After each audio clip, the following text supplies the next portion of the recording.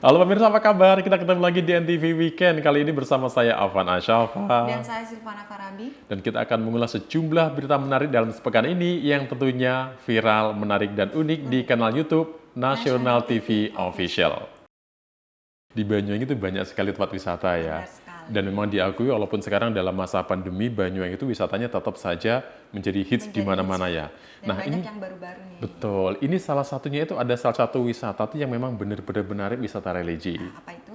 Nah, pengen tahu? Replika Ka'bah di Banyuwangi jadi jujukan wisata religi. Seperti inilah penampakan masjid yang berada di kompleks Pondok Pesantren Darussalam Puncak Blok Agung Dusun Sumber Urip, Desa Barurejo, Kecamatan Silir Agung, Banyuwangi. Masjid yang unik ini dibangun menyerupai Ka'bah yang berada di Masjidil Haram, Makkah, Arab Saudi. Bahkan masjid yang lengkap dengan makam Ibrahim dan juga Hajar Aswad itu sering dikunjungi wisatawan dari luar daerah untuk berwisata religi. Keunikan masjid dengan tinggi dan luas bangunan yang sama dengan Ka'bah asli itu mampu menghipnotis para pengunjung. Tak hanya itu, lokasi masjid yang berada di atas bukit tersebut juga sangat indah dipandang dan menyejukkan mata. Tidak hanya mirip dari luar bangunan saja, Ka'bah yang difungsikan sebagai masjid tersebut juga dilengkapi dengan pintu Ka'bah, Hajar Aswad, makam Ibrahim, mijab atau talang emas seperti Hijr Ismail. Bahkan lantainya pun didesain dengan marmer putih sehingga mirip dengan aslinya. Masjid Ka'bah ini berdiri di atas tanah seluas lahan 3,5 hektar ini juga sering digunakan para jamaah untuk melakukan manasik haji sebelum berangkat menjalankan rukun Islam kelima tersebut.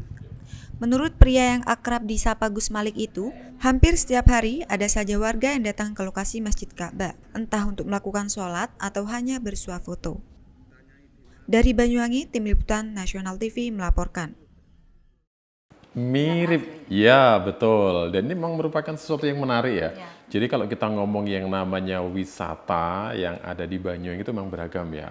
Kalau pantai memang diakui banyak. Kemudian kulinernya juga banyak. Tapi yang satu ini memang benar-benar berbeda ya. Iya. Tentang religi. Religi juga berbeda loh ya. Kalau di tempat-tempatan mungkin religi itu hanya sekedar tempat ibadah, berbentuk misalnya masjid atau tempat ibadah yang lain ya. Atau makam. Nah, tapi kalau di Pondok Pesantren Darussalam ya, di daerah Barurejo Silir Agung ini beda loh. Jadi di sini itu dibangun sebuah bangunan itu yang benar-benar mirip Ka'bah.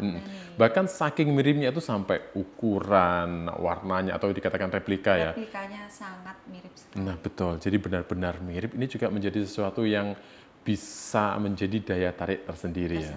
Iya. Jadi kalau misalnya ini ada masyarakat atau warga Muslim yang ingin pergi ke Tanah Suci tapi sampai hari ini belum kesampaian ya. Belum kesampaian, ini bisa menjadi salah satu alternatif. Iya, bisa menjadi salah satu alternatif dan bisa menjadi jujukan bagaimana rasanya ketika kita berada di Tanah Suci di Mekah itu kan. Nah, kemudian ada yang menarik loh dari Ka'bah yang dibangun ini selain selain bentuknya, kemudian ukurannya sama ya. Yang sangat mirip. Iya, di dalamnya itu ada beberapa tingkatan. Dalam arti ada berapa lantai gitu kan ya. Ada berapa lantai yang bisa digunakan. Itu kalau kita masuk ke sana, itu pertama kali masuk itu di lantai bawah itu digunakan untuk beribadah atau sholat. Nah, kemudian naik ke atasnya lagi, kan ada lantai 2, ada lantai 3, ada lantai 4. Coba tuh Mbak, lantai 2 dan 3 buat apa ini? Apa tuh? Belum tahu ya? Belum. Itu bisa buat ngaji. Wah. Jadi benar-benar religinya itu terasa banget ya. Kemudian kalau kita naik lagi ke lantai paling atas, lantai 4, di situ kita bisa melihat aktivitas para santri yang di mana di sini pun juga ada keunikan tersendiri loh. Kalau kita datang ke suatu pondok pesantren itu coba bayangkan apa sih ada di sana, apa yang disuguhkan ke kita? Ya mungkin melihat aktivitas si santri sih, seperti ngaji gitu kan. Nah, tapi di sini benar-benar beda ya.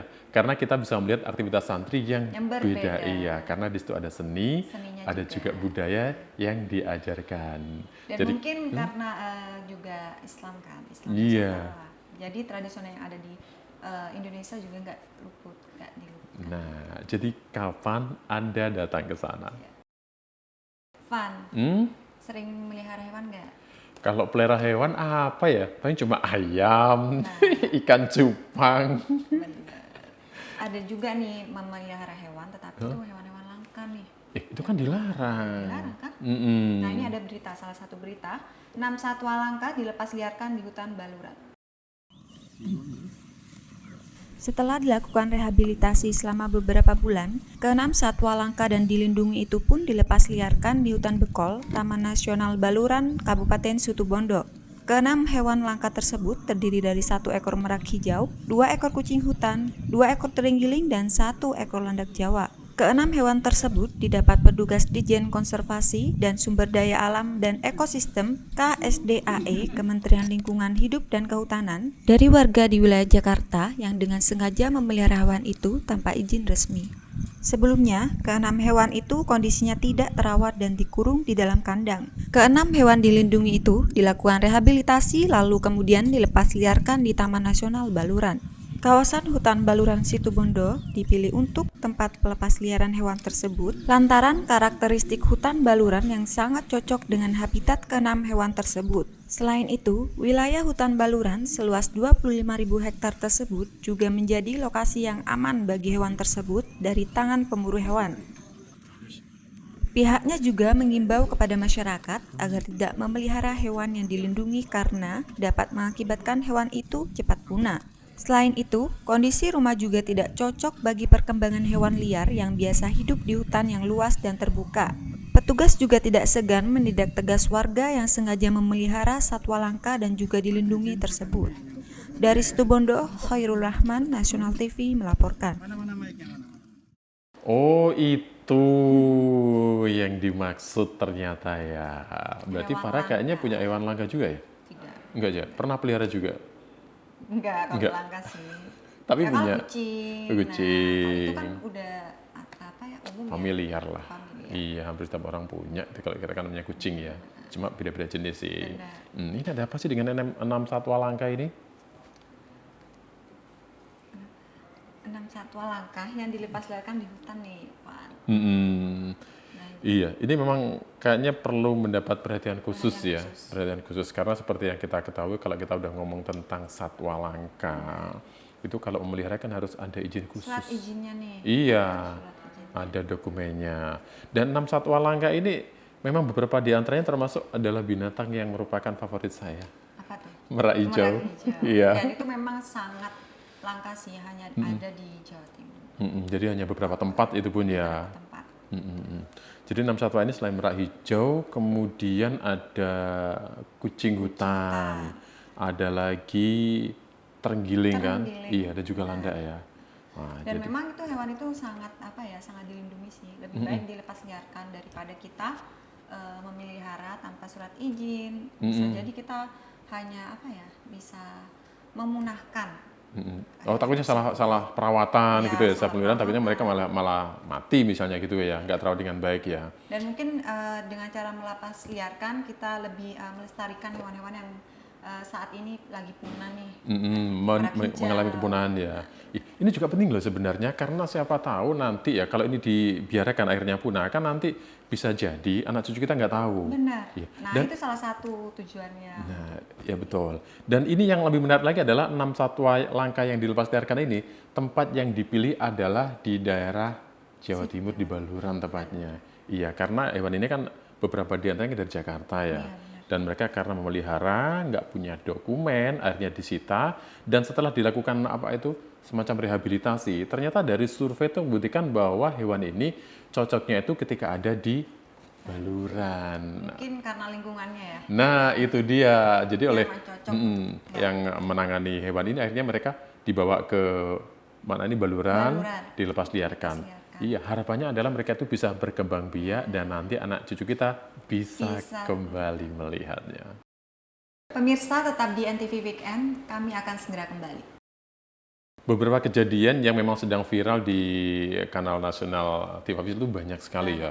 Iya. Salah satunya adalah tentang kecelakaan. Seperti berita yang satu ini, tinggalkan rumah, seorang wanita tewas disambar kereta api.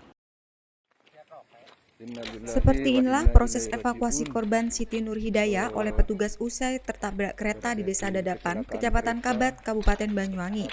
Wanita tersebut ditemukan tewas usai diketahui terlibat kecelakaan tunggal dengan kereta api saat berjalan di atas rel.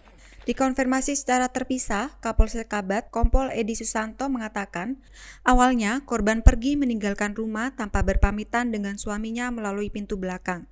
Saat itu, korban pun berjalan mengikuti jalur kereta api. Sesaat kemudian muncul kereta api Wijaya Kusuma dan langsung menabrak tubuh korban. Akibatnya, korban pun terpental dan tewas di lokasi kejadian dengan luka parah pada bagian kepala dan beberapa luka serius pada bagian tubuhnya.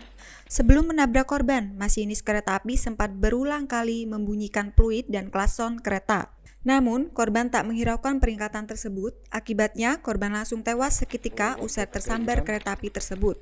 Usai mendapat laporan adanya korban tewas tertabrak kereta api, polisi pun langsung menuju lokasi kejadian guna mengevakuasi jenazah korban tersebut. Dari Banyuwangi, Tim Liputan Nasional TV melaporkan. Hati-hati, ini kayaknya iya, ini kejadian yang kesekian kalinya bukan cuma di Banyuwangi loh ya, tetapi juga di beberapa tempat lain kejadian ada seseorang yang tertabrak kereta api. Ya. Seperti yang satu ini juga viral itu. Kalau kita baca komen dari netizen macam-macam loh ya, banyak sekali yang menanya, kenapa sih kok bisa sampai terjadi? Nah ini dia yang masih menjadi pertanyaan, ini penyebabnya apa masih belum diketahui ya. Apakah dia ini karena misalnya depresi, ataukah dia itu punya masalah pribadi, atau sedang gabut lah zaman sekarang gitu ya, dan lain-lain itu masih belum diketahui. Tapi kalau mengacu pada informasi yang dikumpulkan itu ya, itu memang sempat sih cekcok lah sempat cekcok dengan pasangannya, dengan pasangannya. Tapi kemudian dia itu pergi meninggalkan rumah tanpa pamit. Jadi nggak tahu ketika dia keluar rumah lewat pintu belakang, keluarganya nggak tahu. Ini juga menjadi sesuatu yang bahaya juga kan ya. Dan parahnya lagi, dia ini ngikutin rel. Iya, dan dia itu berjalan di rel kereta api. Ya mungkin karena pikirannya yang nggak konsen. Dengan nggak kuat dengan masalahnya mungkin. Ya, tapi itu masih dugaan loh ya. Itu masih dugaan. Ataukah dia punya hal lain, kita kan nggak tahu ya. Nah, itu pun ketika dia ini menelusuri jalur kereta api, itu masinisnya ketika akan kan sebenarnya sudah memberi isyarat ya. Sudah istilahnya? Membunyikan sirine, itu berkali-kali dibunyikan, tapi ternyata dia nggak dengar loh. Ya udah, karena nggak dengar, ya akhirnya tersambar kereta api. Dan tahu sendiri kan ya, kalau udah tersambar kereta api jadi seperti apa ya. Akhirnya korban itu juga. Keluarganya semua itu mendengar. Nah, ini juga menjadi dampak lain yang perlu dipikirkan ya. Ya mudah-mudahan saja keluarganya itu bisa menerima dengan tabah. Kemudian kita juga harus mikir anak yang ditinggalkan seperti apa, kemudian pasangannya. Jadi bisa menjadi perhatian, pelajaran buat kita. Mungkin kalau ada masalah kita selesaikan. Nah, itu dia pentingnya koordinasi ya dengan pasangan kita. Diskusi bareng. Betul. Banyak sekali berita-berita tentang bencana alam nih sekarang. Bencana, iya betul sekali. Salah satunya yang lagi hangat-hangatnya ini tentang Gunung Semeru. Ini ada sedikit berita nih Pak, tentang warga rutin jaga malam guna antisipasi dampak erupsi Gunung Semeru. Dari pantauan di Dusun Kampung Renteng, Desa Ororombo, Kecamatan Pronojiwo, Kabupaten Lumajang, guguran lava pijar terlihat mengalir deras dari puncak kawah. Aliran lava pijar itu mengalir menuju sisi tenggara atau ke arah Sungai Besukobokan, Desa Supiturang. Sejumlah warga dan pengungsi bersiaga mengantisipasi erupsi susulan Gunung Semeru dengan melakukan ronda malam secara rutin. Warga mengaku masih trauma dengan musibah awan panas guguran yang melanda kawasan tersebut. Sejak awal Desember 2021 lalu, sebagian warga Dusun Sumbersari dan Dusun Kajar Kuning masih memilih tinggal di pos pengungsian. Sedangkan sebagian lainnya memilih bertahan di rumah mereka untuk menjaga keamanan lingkungan secara bergantian. Selain mengantisipasi bencana erupsi Gunung Semeru, warga juga tak ingin kecolongan lagi. Sebab beberapa kali kampungnya ditinggalkan oleh penduduknya dijarah oleh pencuri. Lantaran tak ingin mengalami kejadian yang sama, warga pun memilih tinggal di perkampungan zona merah dan menggelar ronda malam secara rutin setiap malam. Dari Lumajang, Dosi Kuswanto, Nasional TV melaporkan. Dampak erupsi. Iya, ini padahal belum erupsi beneran ya.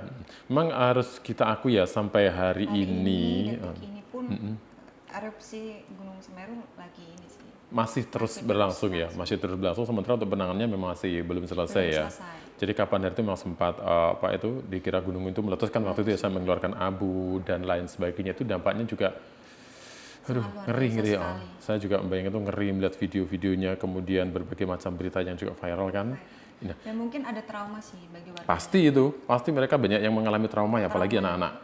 Kalau yang sudah pernah mengalami itu masih dalam hatinya masih punya oke lah, pernah mengalami seperti harus kuat gitu ya. Tapi untuk anak-anak yang kecil, kemudian yang belum pernah, betul. Dan memang ini kemarin sempat terjadi dampaknya. Ini belum erupsi sepenuhnya loh ya. Kita bisa bayangkan kemarinnya segitu itu dampaknya udah membuat masyarakat sekitarnya itu sampai begitunya ya. Mulai dari hunian yang kena dampak, kemudian hewan ternak, belum lagi korban jiwa yang sangat. Iya. Nah ini saat ini kan kembali mengalami hal serupa kan. Jadi mereka atau warga yang ada di sekitar Gunung Semeru sampai saat ini masih berjaga-jaga loh. Mengantisipasi adanya hal tersebut. Betul. Jadi mereka ini bergantian untuk menjaga rumahnya. Malam. Betul. Dan ini juga bisa menjadi perhatian buat kita ya. Walaupun pemerintah sampai saat ini sudah memberikan bantuan baik itu hunian sementara, hunian tetap, tapi kalau bagi kita yang mempunyai rezeki lebih ya itu tetap bisa datang langsung ke lokasi, berdonasi, dan kita juga berharap dan berdoalah. Kondisi di sana saat ini bagaimana? Nah itu dia, kita juga mendoakan lah mudah-mudahan hal ini bisa segera selesai ya. Jadi masyarakat yang ada di sana juga bisa merasa lebih tenang. Lebih tenang lagi dan tidak ada trauma lagi. Betul. Mereka juga bisa kembali beraktivitas seperti sedia kala. Jadi ya itu tadi kita doakan mudah-mudahan hal seperti ini bisa segera selesai. Berbagai masalah memang selalu ada ya. Kalau kita jalan-jalan di berbagai tempat itu kadang-kadang memang nggak bisa dipungkiri ya. Kita sering melihat namanya ODGJ. Nah, seperti kejadian di Situbondo ini, sering mengamuk, ODGJ diamankan petugas. Petugas Satuan Polisi Pamong Praja, Satpol PP Kabupaten Bondowoso langsung mengamankan seorang pria yang mengalami gangguan jiwa. Sebelumnya, petugas mendapatkan laporan dari warga terkait adanya ODGJ yang sering menyerang pengguna jalan dan mengamuk di Kecamatan Tenggarang, Kabupaten Bondowoso.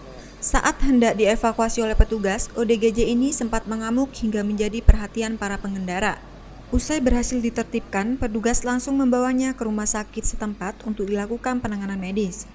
Saat mendapatkan penanganan medis di rumah sakit, ODGJ itu pun juga masih mengamuk hingga petugas Satpol PP terpaksa memegangi dan mengikatnya. Saat ini, kondisi ODGJ tersebut sudah membaik setelah dilakukan perawatan psikolog oleh Dinas Sosial Bondowoso. Guna mengantisipasi hal serupa, petugas Satpol PP bersama Dinas Sosial Bondowoso akan melakukan penjaringan ODGJ untuk menjaga ketertiban masyarakat. Sebab banyak ODGJ yang berkeliaran di jalanan dan mengganggu ketertiban umum. Dari Bondowoso, Rizky Kurnia, Nasional TV melaporkan.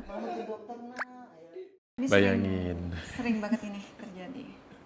Ya itu kalau kita udah ngomong dengan ODGJ itu ya memang ribet ya. Kalau kita mau menanggapi namanya aja ODGJ ya, orang dengan gangguan jiwa. Ya itu. Tapi kalau nggak ditanggapi ya kadang-kadang mereka ini sikapnya itu keterlaluan loh ya, keterlaluan. Ngamuk, sering melempar batu. Melakukan hal-hal itu yang sebenarnya juga merugikan orang lain, tapi kita juga kan bingung ya, gimana sih ngadepi orang ini. Iya. Kita gimana ya posisinya? Nah, ya seperti yang di Situbondo ini, kejadian ini memang begitu ya. Jadi ODGJ ini memang diduga itu sering meresahkan bukan cuma pengendara yang lewat, tapi warga sekitar loh ya. Sekitar yang memang diganggu oleh si ODGJ. Merasa terganggu juga kan, dan memang sering sekali terjadi. Jadi ODGJ ini memang melempari pengendara itu ya, dilempar dengan batu dan lain sebagainya. Itu kalau sampai kena itu kan juga bahaya kan ya. Tetapi memang hal seperti ini ODGJ yang sering mengamuk, sering mengganggu warga itu banyak sekali sih, bukan hanya ini saja. Iya, ini kejadiannya kesekian kalinya ya. Itu kesekian kalinya. Nah, dan itu pun mereka ini nggak hanya sekedar melempar loh ya, itu juga mengganggu orang-orang yang ada di sekitar tempat itu. Belum lagi ya namanya ODGJ ya, mereka kadang-kadang buang air sembarangan dan lain sebagainya. Ini kan juga merasakan ya. Nah ini kayaknya ini sangat turut prihatin dan ini untuk himbauan untuk pemerintah mungkin di sana, pemerintah di sana. Dinsos kayaknya ya. Dan Satpol PP mungkin lebih lebih teliti lagi. lebih tanggap, lebih sigap ya. Di lingkungan di sana mungkin banyak sekali ODGJ yang berkeliaran dan memang harus diamankan kembali. Nah, itu dia. Nah, ini pun ketika ODGJ ini mau dievakuasi, mereka melawan loh. Nah, Mereka melawan, ngamuk-ngamuk, marah-marah, bahkan ketika mereka dibawa akhirnya di-cut. dan mungkin harus petugas yang ahli sih memang. Iya, memang harus ada ini ya, namanya apa? Ahli apa? Psikologi juga kan ya. Ahli psikologi yang memang diperlukan. Dan memang dalam pengevakuasian ODGJ ini akhirnya memang bisa ditenangkan. Iya, itu pun setelah dilakukan penanganan oleh Dinsos, kemudian oleh ahli psikologi ya. Jadi kan juga mudah-mudahan ini untuk teman-teman dari Satpol PP, kemudian Dinsosnya lebih memperhatikan hal seperti inilah ya. Dan untuk masyarakat sekitar juga lebih berhati-hati mungkin bertemu dengan ODGJ, kita harus menghindar. Menghindar atau setidaknya kalau emang itu sudah mengganggu ya udah kita lapor aja. Kita lapornya ke Satpol PP, ke Dinsos. Ya, siapa tahu itu bisa membantu untuk mengurangi ODGJ yang berkeliaran. Pemirsa, tetaplah bersama kami, NTV Weekend akan segera kembali. Van, sering nggak sih mendengar berita tentang Pencurian kriminal ya? kriminalitas? Ya sering lah. Tentang pencuri hewan nih. Pencurian. Terpergok warga, 2 pencuri hewan tinggalkan sapi di sawah.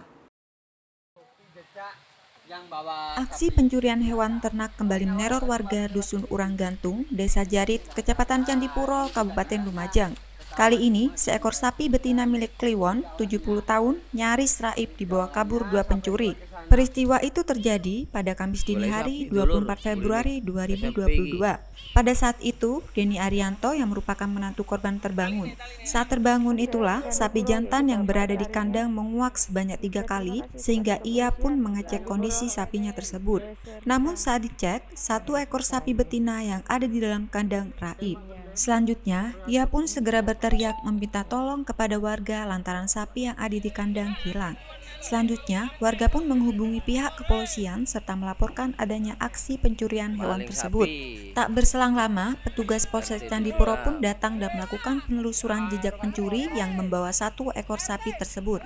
Setelah 2 jam melakukan penelusuran, akhirnya warga dan juga polisi menemukan 1 ekor sapi milik korban yang ditinggalkan di tengah area persawahan.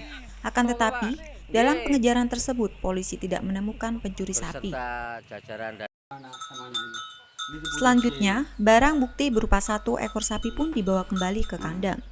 Sedangkan, hingga saat ini polisi masih terus melakukan penelusuran terhadap kedua pelaku pencuri sapi tersebut.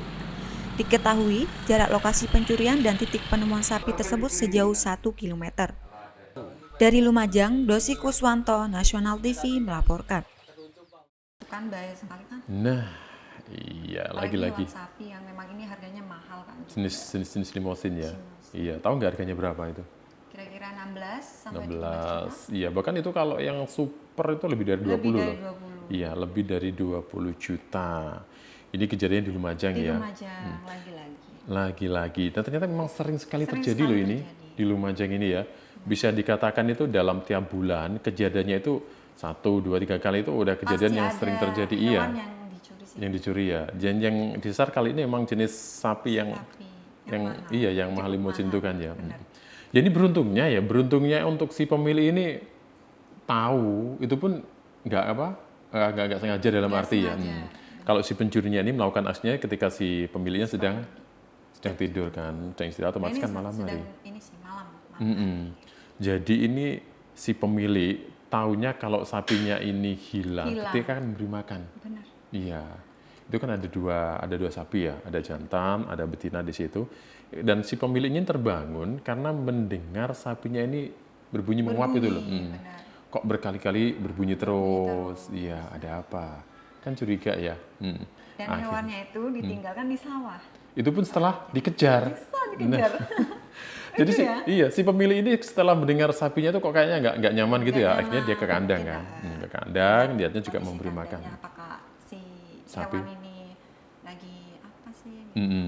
Setelah dicek ternyata hewannya nggak ada 1. Akhirnya dia pun minta tolong kan. Ya, akhirnya sama warga pun dicari keberadaannya, dari jejaknya yang dilihat ternyata memang sapinya itu hilang, ada yang ngambil. Dikejarlah. Dan ternyata setelah dikejar pencurinya mungkin karena merasa ada yang ngejar ya ya udah akhirnya si hewan hewannya ini ditinggalkan langsung ditinggalkan di tengah sawah. Dan juga ini sangat jadi himbauan juga Mm-mm. bagi warga yang lagi ternak hewan nih. Mempunyai hewan ternak. Ternak yang bisa dibilang juga cukup lumayan sih ini. Mm-mm. Bisa melihat kondisi hewannya seperti apa Mm. tiap hari. Atau mungkin kalau perlu zaman sekarang dikasih apa namanya CCTV ya? CCTV. Kan gak ada salahnya ya. Benar. Siapa tahu nanti kelihatan di situ muncul kan ya.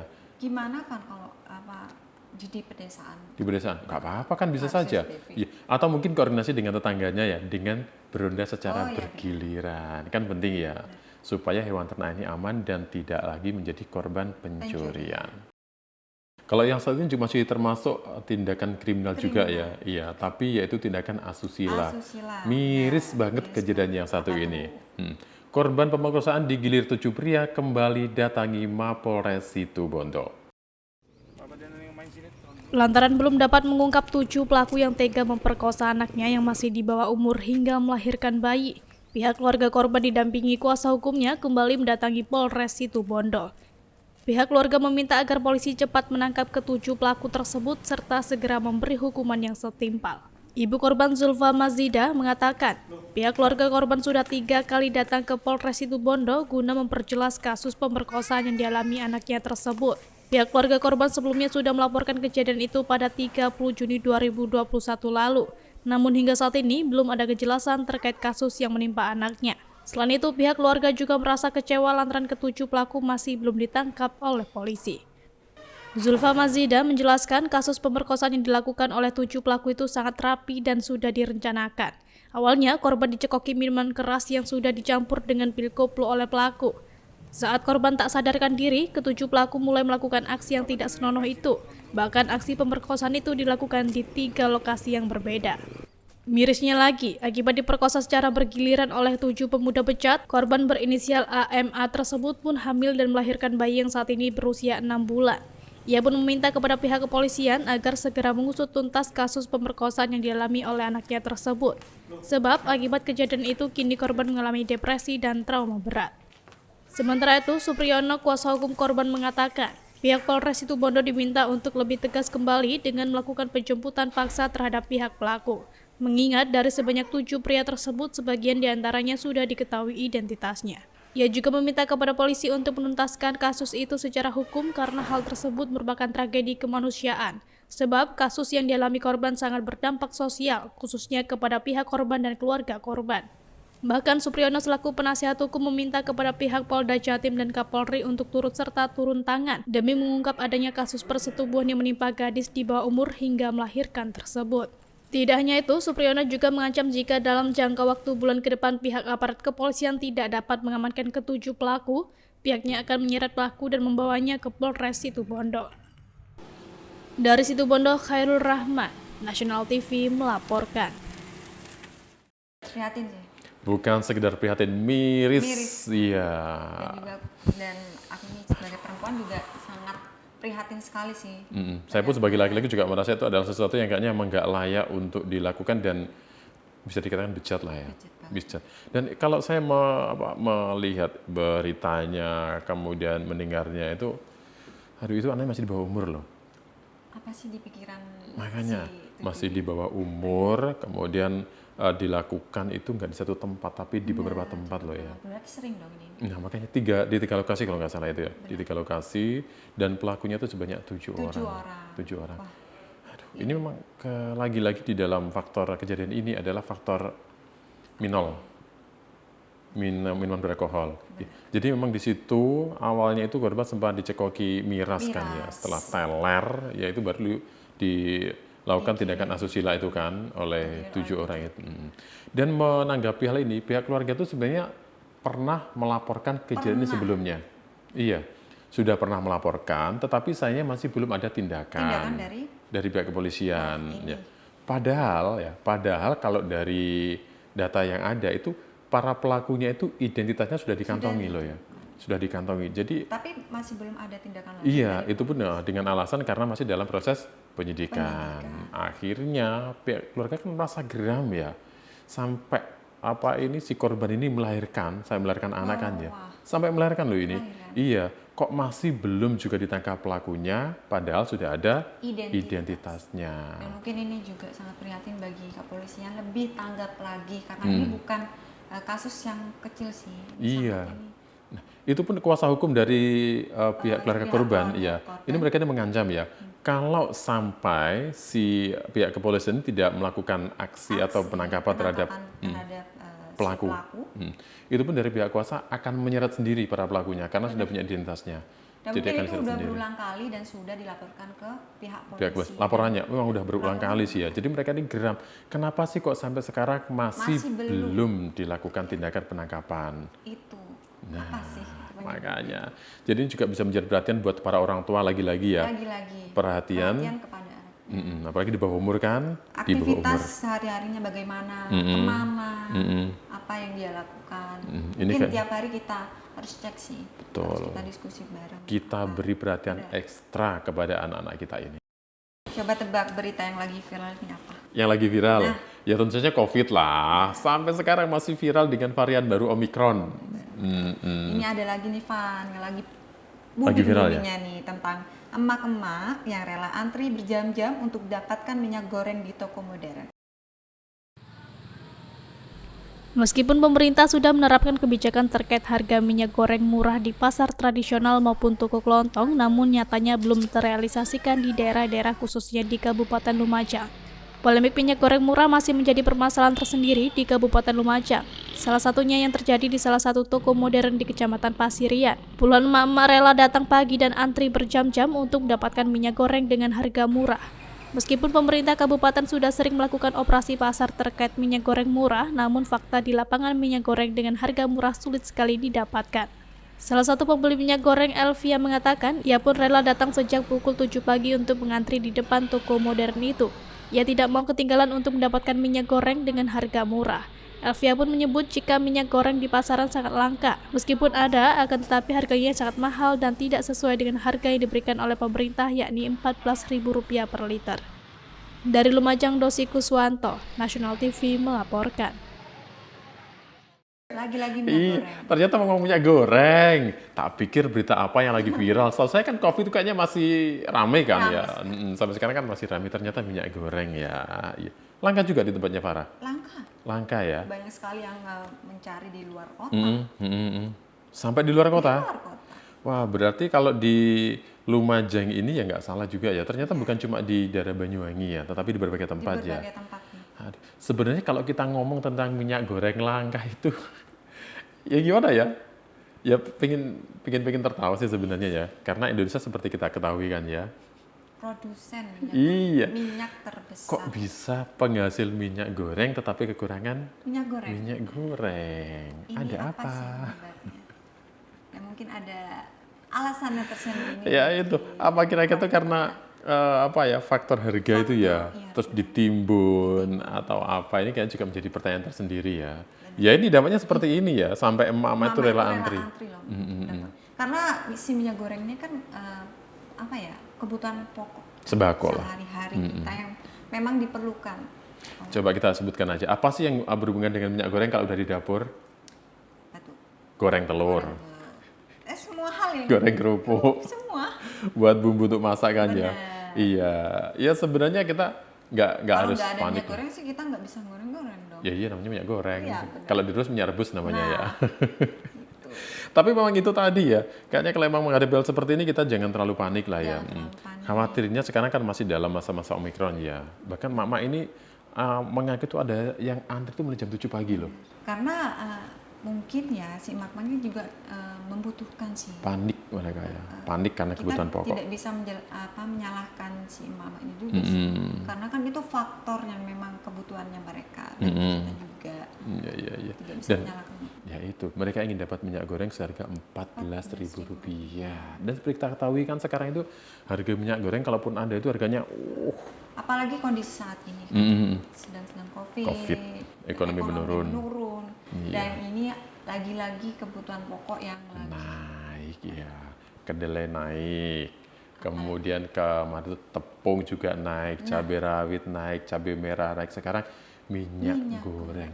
Dan itu pun mama yang antri ini pun ketika mendapatkan minyak goreng itu bukan minyak goreng yang jenis-jenis yang standar itu loh sebenarnya. Yang memang itu yang merek-mereknya yang Iya, ya mudah-mudahan lah untuk hal seperti ini tetap menjadi perhatian pemerintah ya, bahwa penting ya bisa gimana caranya supaya masyarakat ini tidak panik tidak lah. panik lagi. Iya. Mungkin lebih dikasih informasi yang apa ya, yang akurat lah. Yang akurat gitu ya. Masyarakat. Atau ini untuk para penimbunnya. Benar. Ayo, awas dulu ya. Nanti kalau ketangkap baru tahu ya. Ya, ini juga dampaknya bagi seluruh nih. Bagi seluruh masyarakat ya. Masyarakat. Tentang minyak goreng. goreng.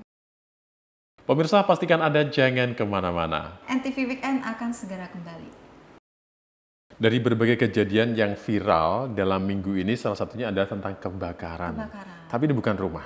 Apa tuh? Mobil. Iya, tepatnya diduga korsleting listrik, mobil diparkir hangus terbakar. Akibat korsleting sistem kelistrikan, satu unit mobil Mazda keluaran tahun 1983 mengalami kebakaran saat diparkir di bahu jalan Kecamatan Siliragung, Kabupaten Banyuwangi. Api dengan cepat menjalar dan membakar habis seluruh bagian mobil tua tersebut. Beruntung tidak ada korban jiwa dalam insiden itu. Warga yang melihat kejadian itu pun sempat kaget dan tidak berani mendekati mobil tersebut lantaran takut mobil itu meledak. Menurut Kapolsek Siliragung AKP Sumono, setelah diselidiki terbakarnya mobil yang diparkir di pinggir jalan tersebut murni lantaran korsleting bagian kelistrikan. Akibatnya, api pun dengan cepat menjalar dan menghanguskan seluruh bagian dalam dan luar mobil tua itu.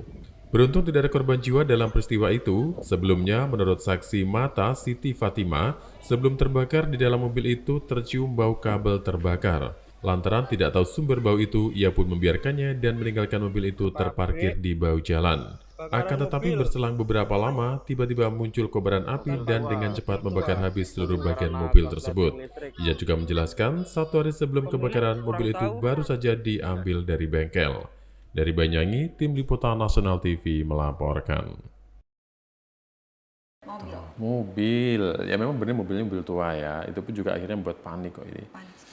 Aduh, lagi-lagi masalah seperti ini ya. Dan diduga ini karena korsleting. Nah itu dia, kan si dugaannya memang korsleting listrik ya, dan si pemiliknya juga kaget. Kok bisa sih mobilnya ini terbakar ya? Jadi Karena di parkiran kan? iya diparkir di pinggir jalan, di pinggir jalan. Dan yang membuat si pemilik ini nggak habis pikir ya, itu baru di servis atau direparasi loh mobil itu. Dan dia dibawa pulang, ketika duluan kan diparkir gitu ya. Memang si pemilik ini awalnya tuh sempat mencium bau-bau apa itu? Hangus atau terbakar ya. Cuma dia nggak mikir ada apa sih, coba dicari kan ternyata nggak ketemu. Ya udah akhirnya dia ditutup, ditinggalkanlah si mobil ini. Ya ternyata setelah ditinggalkan baru terbakar. Dan ini juga membuat otomatis warga sekitar kan panik. Iya, ya pasti panik ya melihat kejadian seperti ini. Dan itu pun para warga ini ketika ingin mendatangi mobil itu atau melakukan pemadaman atau mereka juga khawatir loh, takutnya apa? Merembet. Boom. Jadi mereka ini khawatir nanti kalau didekati atau ketika melakukan pemadamannya nggak benar, takutnya meledak. Benar. Ya, dan ini memang membuat si pemilik mengalami kerugian yang cukup banyak ya, yang cukup banyak karena 80% mobilnya ini hangus terbakar. Dan mungkin kita punya kendaraan lebih teliti lagi, safety ya, lebih safety atau dicek lagi. Apa yang terjadi? Mungkin nggak diduga sih kayak gini. Kejadian seperti ini ya, iya. Dan memang ada untungnya juga ya. Dalam arti untungnya adalah tidak sampai menimbulkan korban jiwa. Ya, dalam arti pemiliknya selamat. Warga sekitar selamat, ya mungkin bisa dicek kembali lah. Bisa dicek kembali kondisi kendaraan yang memang sebelum kita memakai kendaraan kita lagi safety-nya dijaga. Iya, apalagi tadi kan sempat mencium bau-bau yang nggak enak ya. Mungkin dari sana kan kelihatan ada yang tidak janggal sih dari berarti selain kita bisa punya mobil, kayaknya juga harus tahu tentang mobil kita seperti apa dan bagaimana. Banyak kan tradisi-tradisi kita meminta keselamatan, meminta kayak tradisi-tradisi. Hal di Indonesia ya, itu unik-unik gitu ya. Iya, memang betul sekali karena Indonesia itu memang unik. Benar. Iya. Dan ini salah satunya, minta keselamatan, warga gelar ritual Oju. Seperti inilah cara melakukan tradisi ojung yang biasa digelar di Desa Blimbing, Kecamatan Kelabang, Kabupaten Bondowoso. Tradisi ojung sendiri kental dengan ritual leluhur dan telah berlangsung turun-temurun. Tradisi itu dipercaya sebagai momentum yang menjadi simbol awal datangnya kesehatan, kemakmuran, dan hidup penuh berkah. Dalam ritual ojung tersebut, yakni dua pria dewasa yang bertelanjang dada masing-masing diberikan rotan sepanjang 1 meter. Mereka pun saling berhadapan. Selanjutnya, keduanya saling bergantian memukul dan menangkis dengan titik sasaran bagian punggung lawan. Saling cambuk berjalan lancar dan sportif sampai acara selesai. Ritual ini digelar guna melestarikan budaya leluhur yang sudah menjadi tradisi masyarakat desa setempat. Meski tubuh terluka, para peserta ojung tetap semangat dan antusias mengikuti ritual tersebut. Dengan diiringi musik gamelan, pemain sembari menari seiring alunan nada.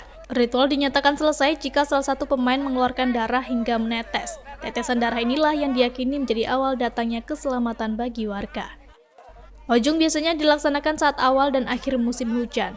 Dalam pelaksanaan itu, warga berharap agar pandemi cepat berlalu dan seluruh umat manusia diberi keberkahan serta keselamatan. Dari Bondowoso, Rizky Kurnia, Nasional TV melaporkan. Udah lihat videonya kan? Unik kan? Iya unik.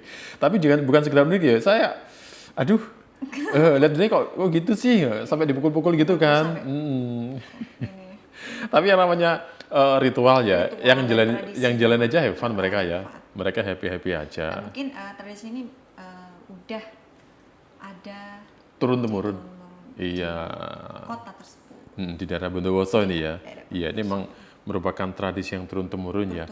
Ini mirip loh kalau di Banyuwangi itu namanya tiban. Tiban bukan tibaan ya, tiban. Iya. Jadi seperti yang dilihat videonya ada 2 orang lelaki, mereka itu membawa rotan gitu ya, saling pukul. Itu pun ada aturannya sendiri loh ya, nggak salah pukul loh ya.